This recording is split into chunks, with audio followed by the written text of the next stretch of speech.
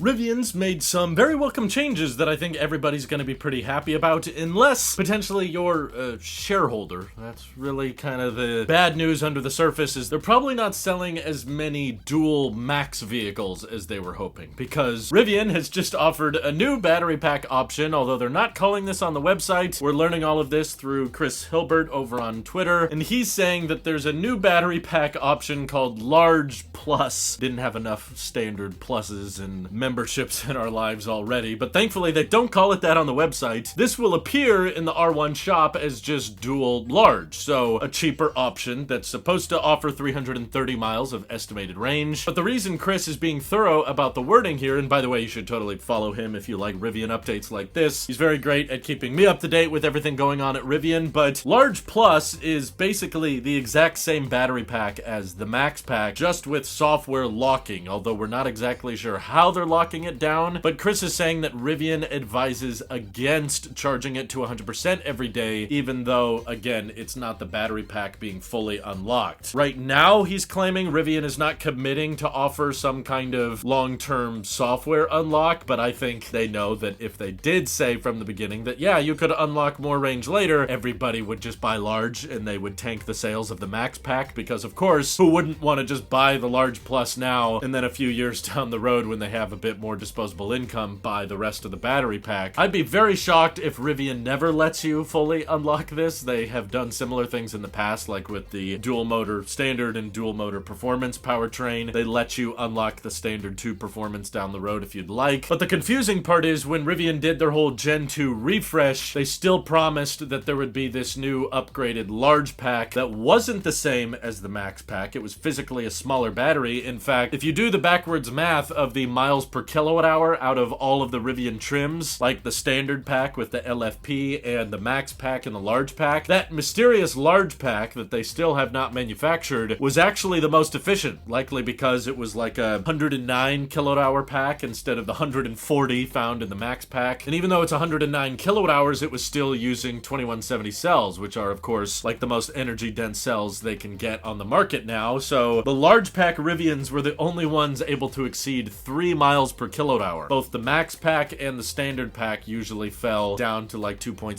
2.8 miles per kilowatt hour. But it sounds like the factory is not ready to build the real large battery pack, which would be the most efficient. They likely have just realized that not enough people are ordering the Max Pack. Instead of having a bunch of Gen 2 Rivians sitting around the warehouse, it's much better to just software lock them, make them cheaper options, and sell them as the large, even though technically these are large plus battery packs. The downside, of course, is it means that because you're hauling around all of this extra weight, probably close to 30 kilowatt hours that you can just do nothing with, which is a shame, the efficiency is probably not going to be as good as it would have been had they just actually manufactured the regular large pack. But of course, Rivian's probably trying to secure margins. They're trying to push as many people as possible to get the Max Pack. They probably make much more money off of that model, but at the same time, the assembly line is probably trying to keep things as steady and as simple as possible. But frankly, I can't blame that many people for opting for the standard dual option, because LFP batteries have a higher cycle life and a very good charging curve. In fact, Out of Spec recently detailed how good the charging curve is on those lithium iron phosphate Rivians, which you theoretically should be able to charge to 100% every day, but Rivian still advises against it, which is a little interesting. But it can hold its peak speed of, 220 kilowatts fairly deep into the pack. So for the vast majority of people, I think the standard pack is the right choice. Sorry, Rivian. I know that doesn't help your cause, but it's just the facts. But the other unfortunate thing about this large plus option is that because it's using 2170 cells, it actually has the potential of qualifying for the federal tax credit, but it would only qualify if the vehicle started under $80,000, but pretty much every large pack I've seen, yeah, they all start just over $80,000. So if Rivian was willing to shave off just a couple more grand, they could unlock a huge demand lever, but I guess they already feel uncomfortable about selling what is basically a Max Pack Rivian as a large plus Rivian for,